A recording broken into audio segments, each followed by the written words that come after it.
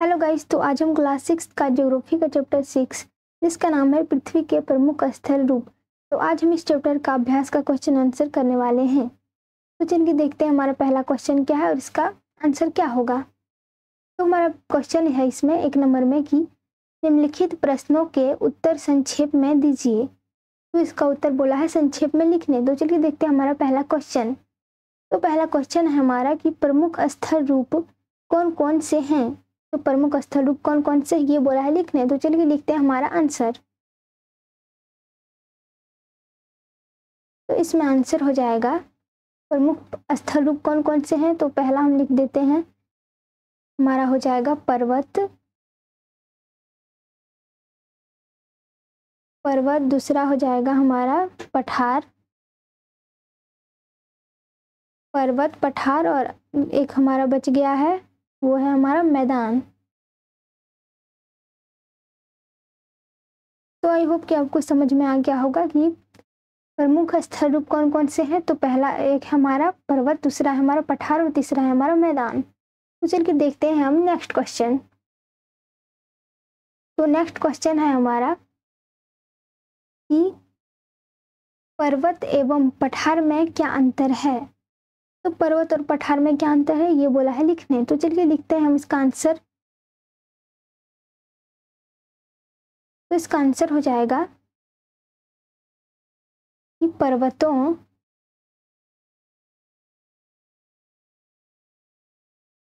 का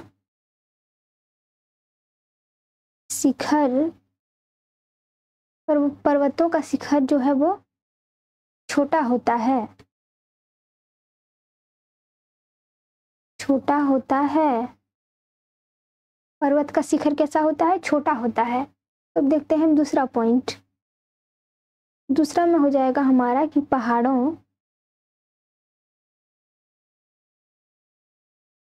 पहाड़ों की ऊंचाई,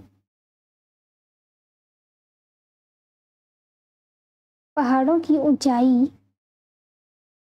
कई हजार, पहाड़ों की ऊंचाई जो है वो कई हजार मीटर तक होती है।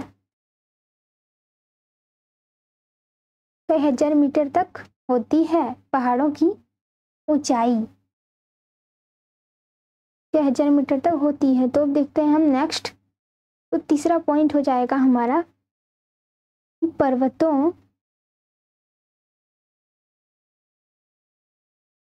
पर्वतों का शिखर,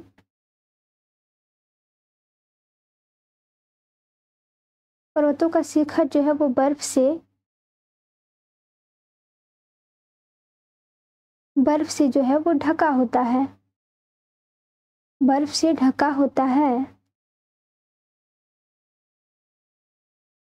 तो अब देखते हैं हम चौथा पॉइंट हमारा। तो चौथा पॉइंट हो जाएगा हमारा कि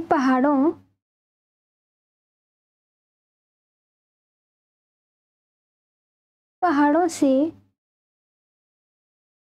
वन संपदा, वन संपदा जो है वो, वन संपदा और भी है, वन संपदा और जड़ी बूटियां, जड़ी बूटियों जड़ी बूटियों प्राप्त होती हैं।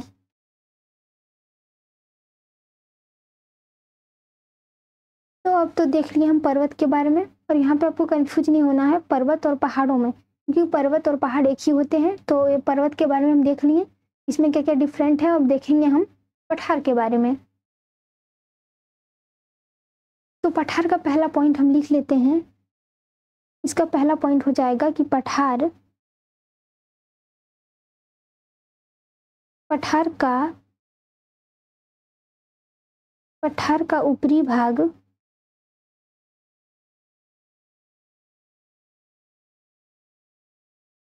पठार का ऊपरी भाग जो होता है वो मेज के समान जो है सपाट, मेज के समान कैसा होता है? सपाट होता है, सपाट होता है। अब देखते हैं हम दूसरा पॉइंट, सपाट होता है। अब देखते हैं दूसरा, तो इसमें हो जाएगा हमारा कि पठारों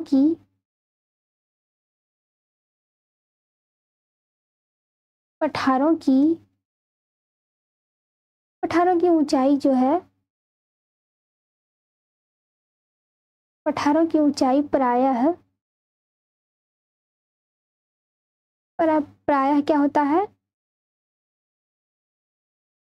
कुछ 100 मीटर से लेकर, ये हमारा है मीटर, तो कुछ 100 मीटर से लेकर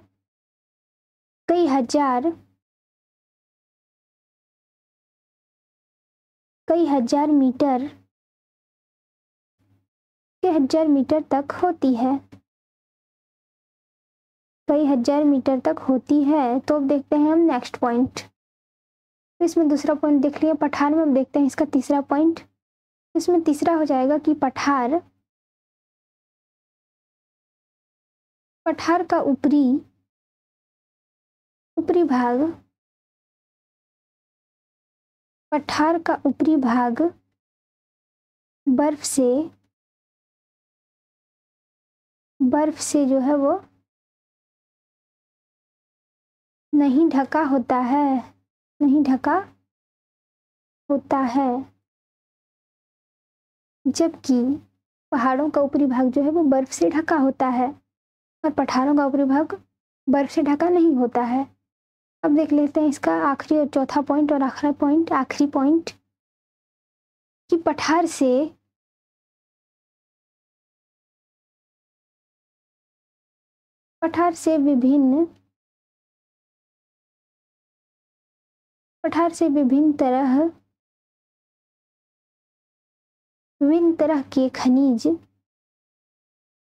विभिन्न तरह के खनिज जो हैं, खनिज पदार्थ प्राप्त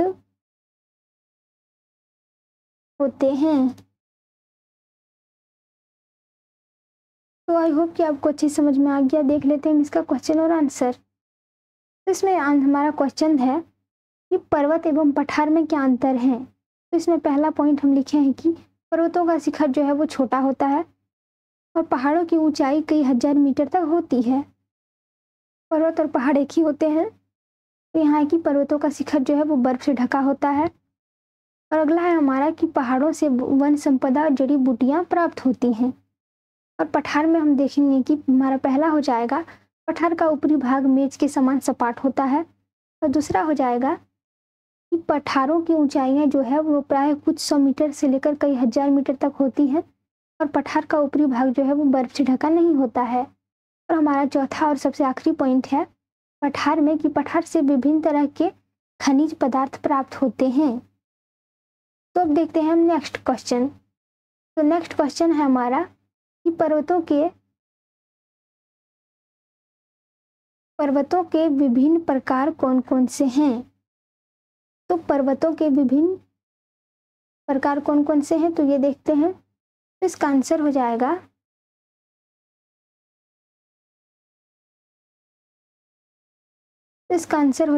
कि पहला हो जाएगा हमारा पर्वतों के विभिन्न प्रकार कौन कौन से हैं। तो इसका विभिन्न प्रकार हो जाएगा हमारा, पहला हो जाएगा हमारा वलित पर्वत।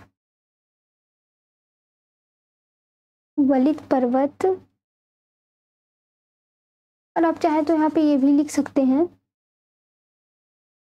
कि पर्वतों के मुख्यतः जो है वो 3 प्रकार होते हैं। तीन प्रकार हैं। पहला हो जाएगा हमारा वलित पर्वत, दूसरा हो जाएगा हमारा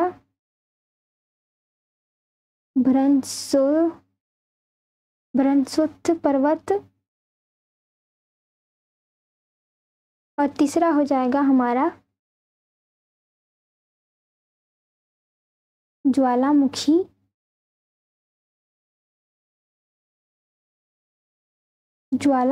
पर्वत। तो इसमें क्वेश्चन क्या था कि पर्वतों के विभिन्न प्रकार कौन कौन से हैं, तो इसका आंसर हो जाएगा पर्वतों के मुख्यतः तीन प्रकार होते हैं, वलित पर्वत, भ्रंशोत्थ पर्वत और ज्वालामुखी पर्वत। तो अब देखते हैं नेक्स्ट क्वेश्चन। नेक्स्ट क्वेश्चन है हमारा कि मनुष्य के लिए पर्वत किस प्रकार उपयोगी है।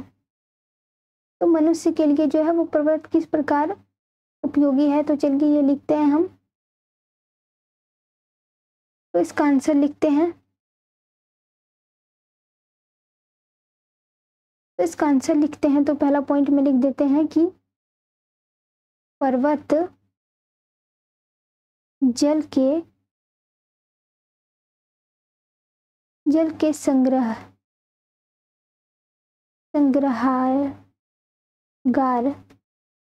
संग्रहागार के संग्रहगार होते हैं। बहुत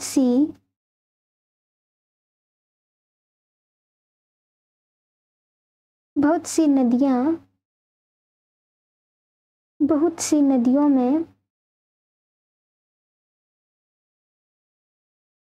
नदियों का स्रोत जो है वो पर्वतों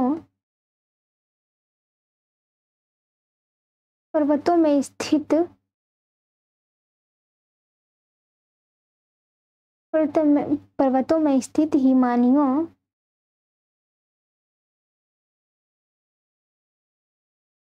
में होता है।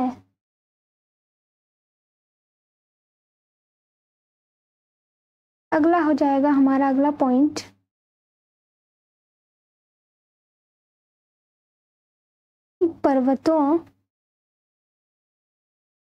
पर्वतों से प्राप्त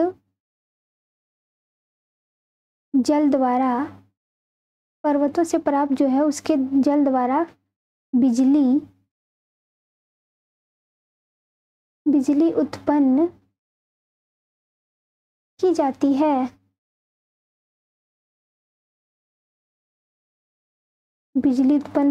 की जाती है। और तीसरा पॉइंट हो जाएगा हमारा कि पर्वतों से प्राप्त जल सिंचाई तथा पानी के प्रयोग के लिए किया जाता है। पर्वतों से प्राप्त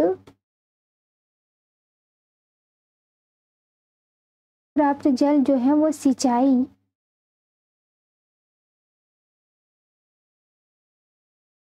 तथा पीने के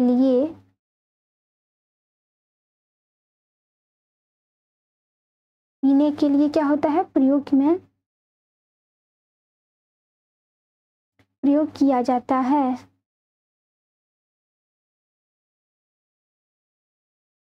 तो अब देखते हैं हम नेक्स्ट। तो अगला पॉइंट हम लिखते हैं पर्वतों में अलग अलग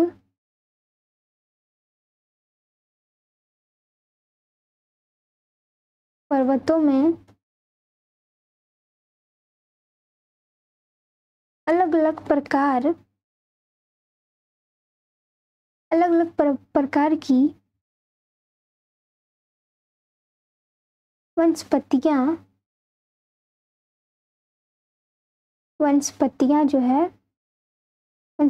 तथा जीव जंतु पाए जाते हैं।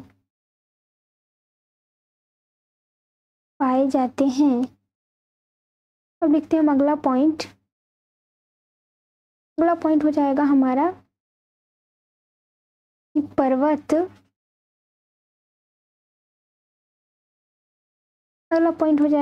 कि पर्वत पर्वत जो है वो पर्यटन को बढ़ावा देता है, बढ़ावा देते हैं। तो अब देखते हैं हम नेक्स्ट क्वेश्चन। तो नेक्स्ट क्वेश्चन है हमारा कि मैदानों का निर्माण किस प्रकार होता है। तो मैदानों का निर्माण किस प्रकार होता है ये देखते हैं हम। तो मैदानों का निर्माण कैसे होता है इसका आंसर लिखते हैं।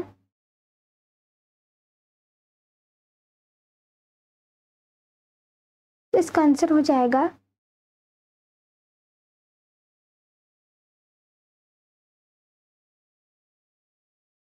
मैदानों का निर्माण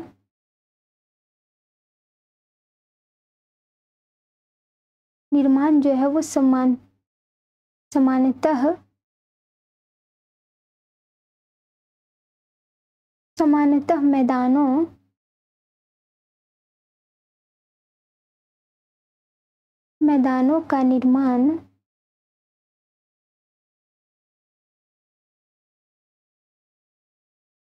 मैदानों का निर्माण नदियों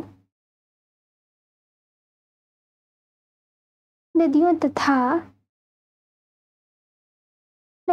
उनकी सहायक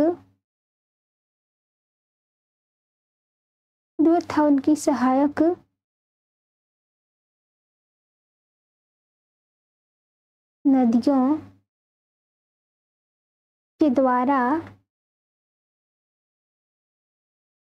होता है।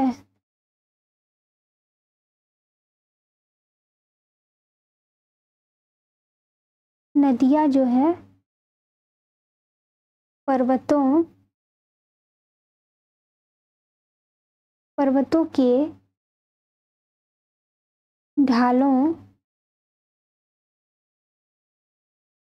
के ढालों पर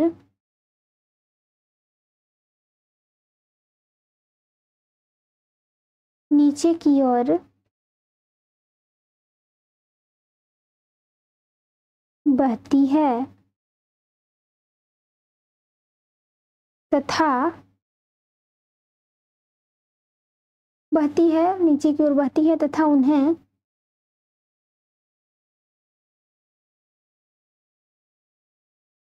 अपर्दित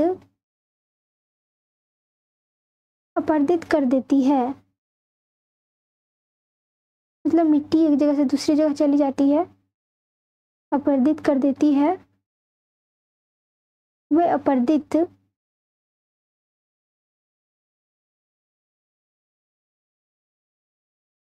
अपर्दित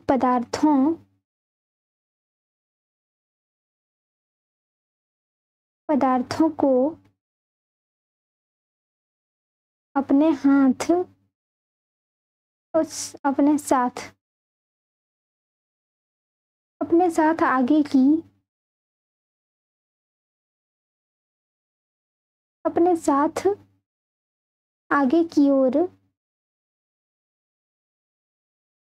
आगे की ओर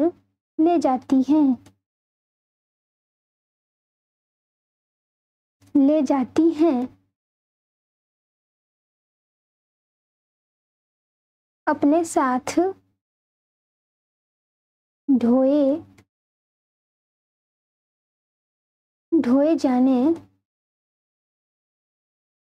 ढोए जाने वाले पदार्थों जैसे क्या होते हैं, जैसे पत्थर हो गया, बालू हो गया, बालू तथा सिल्ट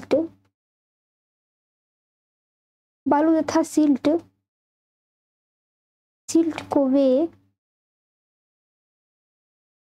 घाटियों में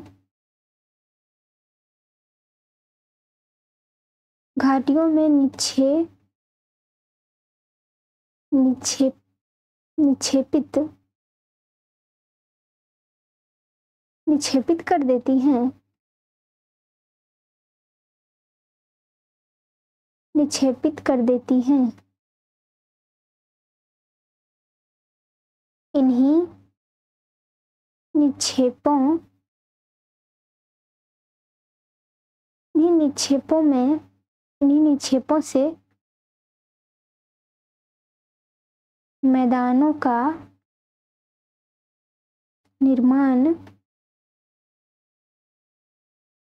निर्माण होता है।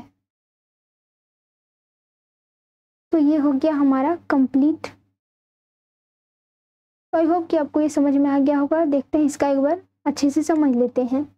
इसमें बोला है कि मैदानों का निर्माण किस प्रकार होता है, तो इसका आंसर हो जाएगा मैदानों का निर्माण। सामान्यतः मैदानों का निर्माण नदियों तथा उनकी सहायक नदियों के द्वारा होता है। मतलब मैदानों का निर्माण नदियों और उसके सहायक नदियों के द्वारा होता है। नदियां जो है वो पर्वतों के ढालों पर नीचे की ओर बहती है तथा उन्हें अपरदित कर देती है। मतलब मिट्टी यहाँ से वहां ले जाती है। वह अपरदित पदार्थों को अपने साथ आगे की ओर ले जाती हैं। अपने साथ ढोए जाने वाले पदार्थों जैसे पत्थर, बालू तथा सिल्ट को वे घाटियों में निक्षेपित कर देती हैं। इन्हीं निक्षेपों में से मैदानों का निर्माण होता है।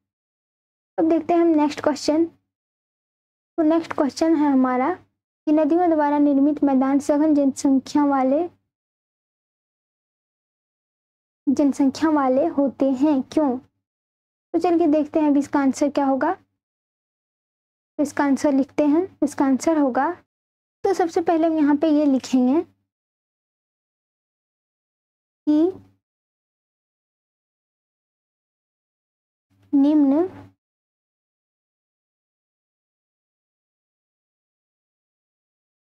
कारणों से नदियों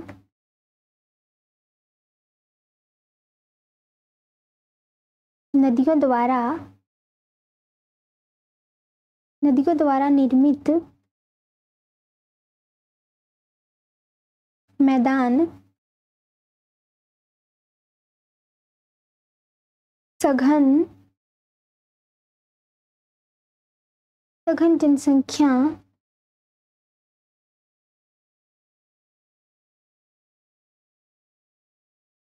सघन जनसंख्या वाले होते हैं।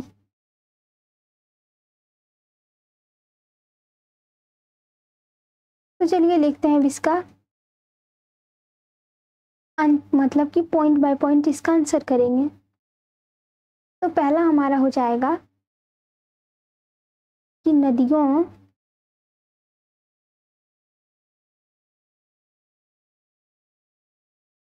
द्वारा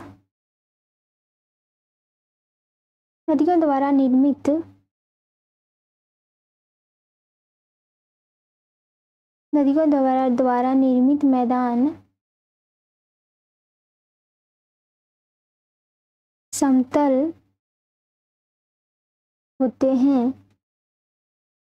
नदियों द्वारा निर्मित मैदान कैसा होता है? समतल होते हैं।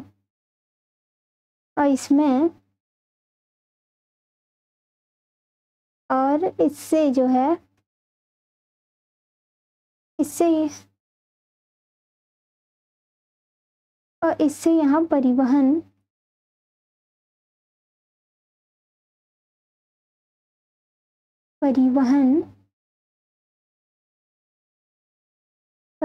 के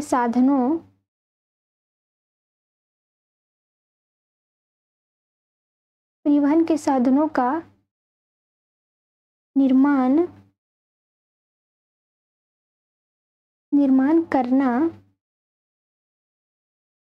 निर्माण करना जो है वो आसान होता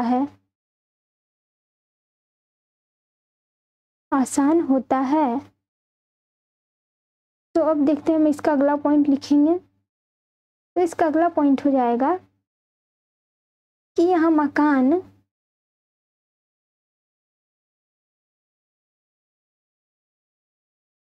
यहाँ मकान बनाने तथा यहाँ मकान बनाने तथा खेती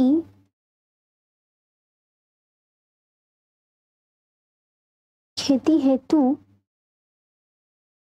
पर्याप्त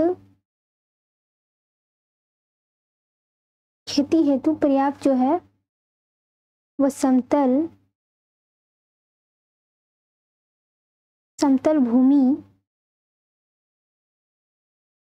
उपलब्ध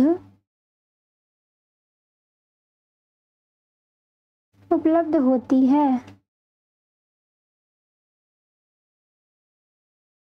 तो अब लिखते हैं हम अगला पॉइंट। इसका तीसरा पॉइंट हो जाएगा कि नदियों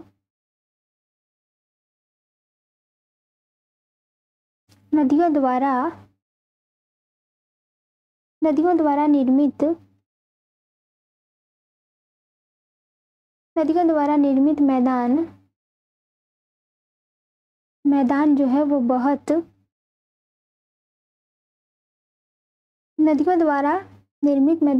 बहुत उपजाऊ होते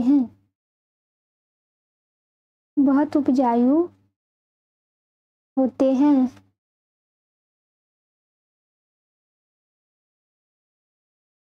अतः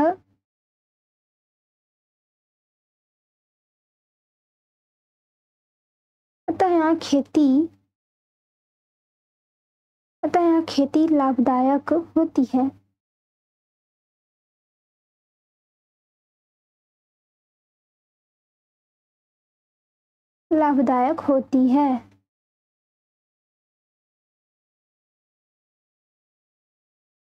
और अगला हो जाएगा हमारा पॉइंट की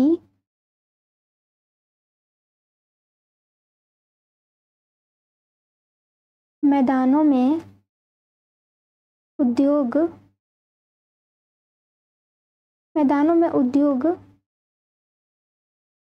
धंधे भी आसानी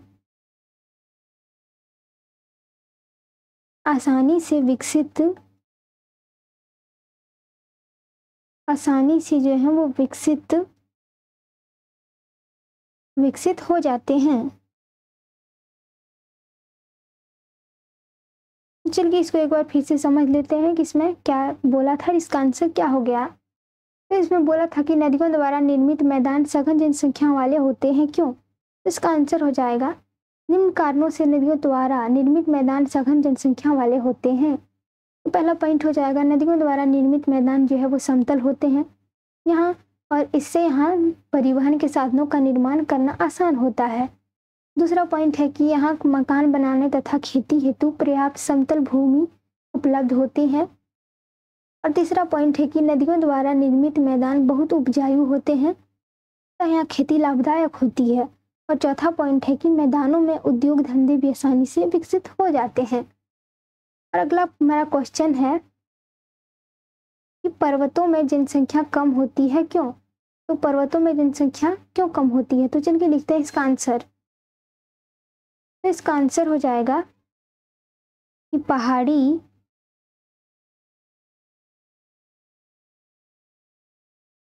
क्षेत्रों की जलवायु जो है वो कठोर होती है।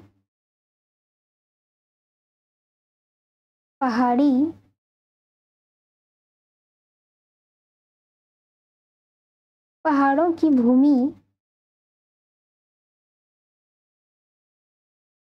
की भूमि जो है वो काफी खड़ी होती है।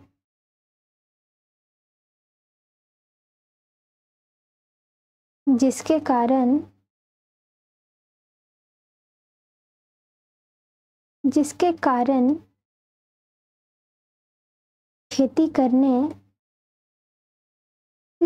खेती करने में बहुत ज़्यादा बहुत ज़्यादा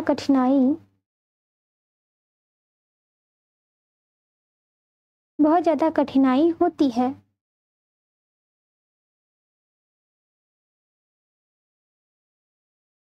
और इन सभी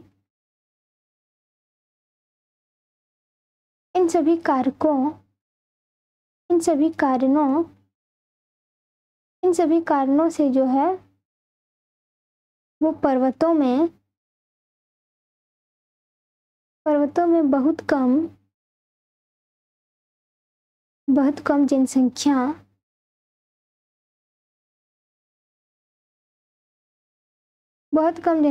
होती है। तो ये हो गया इसका आंसर। तो चलिए इसको फिर से हम एक बार समझ लेते हैं कि पर्वतों में जनसंख्या कम होती है क्यों। तो पर्वतों में जनसंख्या कम क्यों होती है, तो इसका आंसर हो जाएगा पहाड़ी क्षेत्रों की जलवायु जो है वो कठोर होती है। पहाड़ों की भूमि जो है वो काफ़ी खड़ी होती है, जिसके कारण खेती करने में बहुत ज़्यादा कठिनाई होती है। इन सभी कारणों से जो है वो पर्वतों में बहुत कम जनसंख्या होती है। तो अब देखते हैं हम अगला क्वेश्चन हमारा। तो अगला क्वेश्चन है कि सही उत्तर चिन्हित कीजिए। तो पहला हमारा क्वेश्चन है पर्वत पठारों से भिन्न होते हैं। तो भिन्न कैसे होता है, ऊंचाइयों से, ढाल से, अभिमुखता से। तो इसका आंसर हो जाएगा ऊंचाई से। अब देखते हैं हम नेक्स्ट क्वेश्चन। नेक्स्ट है हमारा क्वेश्चन कि हिमानी कहाँ पाई जाती है, पर्वतों में, पठारों में, मैदानों में या पठारों में। तो इसका आंसर हो जाएगा पर्वतों में। पर्वतों में जो है वो हिमानी पाई जाती है। अगला क्वेश्चन है हमारा दक्कन पठार कहाँ स्थित है। तो दक्कन पठार कहाँ स्थित है, केन्या में, ऑस्ट्रेलिया में या भारत में। तो इसका आंसर हो जाएगा भारत में। अब देखते हैं हम नेक्स्ट क्वेश्चन। नेक्स्ट है हमारा कि आंगत्से नदी कहाँ बहती है। तो ये कहाँ बहती है, एंडीज में, आल्प्स में या रॉकी।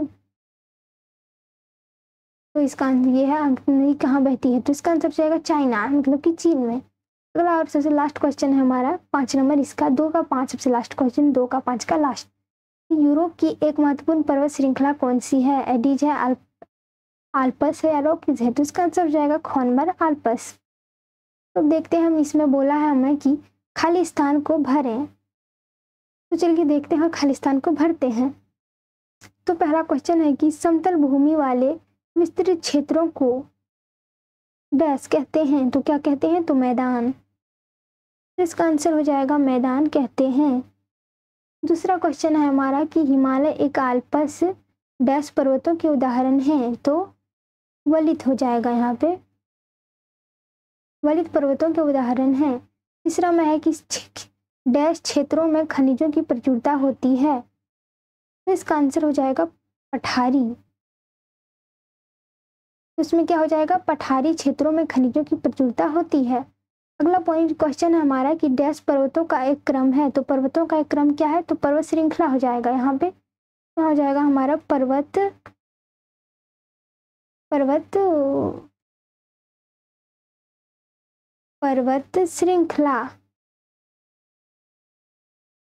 श्रृंखला पर्वतों का एक क्रम है।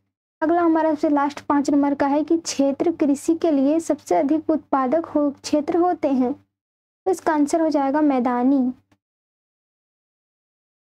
तो ये हो गया हमारा आंसर का, क्वेश्चन का आंसर।